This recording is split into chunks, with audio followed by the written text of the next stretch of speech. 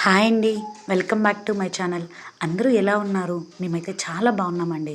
యాక్చువల్‌గా ఈరోజు నేను ఇది అమ్మమ్మల కాలం నాటి పప్పుచారు, కంది పులుసు అంటారండి మా సైడు.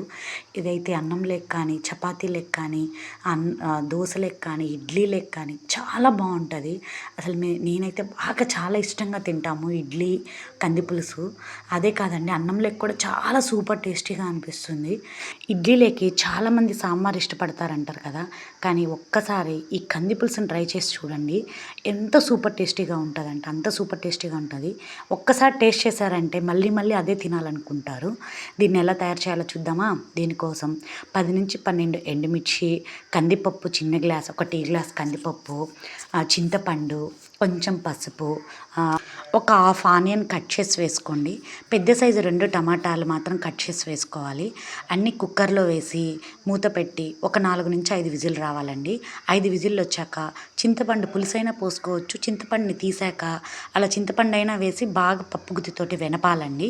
వెనిపేసి పక్కన పెట్టుకొని దాన్ని వాటర్ అయితే కొంచెం ఎక్కువ పోయాలి. ఎందుకంటే నేను కంది పులుసు అన్నాను కదా! సో, అందుకోసం వాటర్ అయితే ఎక్కువే పడతాయి. చాలానే కర్రీ అవుతుంది. ఒక చిన్న టీ గ్లాస్ వేసుకున్నాం. ఆ తర్వాత పోపు పెట్టుకోవాలి. పోపు పెట్టుకొని పోపులో పోపు దినుసులన్నీ వేసుకోండి. వేసుకొని ఒక హాఫ్ దాంట్లో వేశారు కదా! ఒక హాఫ్ దీంట్లో వెల్లుల్లిపాయ కూడా దాంట్లో ఒక 4 వేసుకున్నారు అంటే దీంట్లో ఒక 4 దంచి వేసుకోవాలండి. దీనికి వెల్లుల్లిపాయ వేస్తేనే మెయిన్ టేస్ట్. అంతేకాదు ఒక్క చిటికెడు ఇంగువ కూడా వేసుకోండి. చాలా టేస్టీగా అనిపిస్తది. చాలా హెల్తీ. ఇది ఇడ్లీలోకి కానీ చెప్పాను కదా! ఎంత బావుంటదంటే అంత బావుంటది. ఇది మెమోరియల్ ఆక్ అంటారండి. ఇది మెయిన్‌గా పిల్లలకి చాలా మంచిదని వేశాను నేను. చాలామంది చాలా దగ్గర తెలిసే ఉంటుంది నాకు తెలిసి. మెమోరియల్ ఆకు ప్రతి కర్రీలో, ఫ్రైల్లో వేసుకుంటారు చాలామంది. నేను ఎప్పుడైనా పప్పుచారు చేసినా మా పాప కోసమని వేస్తాను.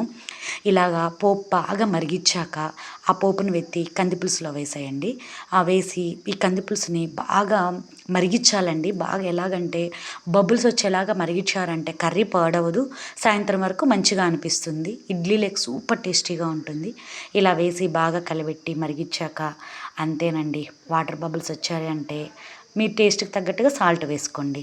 సూపర్ టేస్టీ కంది పులుసు అనేది రెడీ అయిపోయింది. ఒక్కసారి మీకు టైం ఉంటే ట్రై చేసి ఎలా వచ్చిందో నాతో కామెంట్ సెక్షన్‌లో షేర్ చేయండి.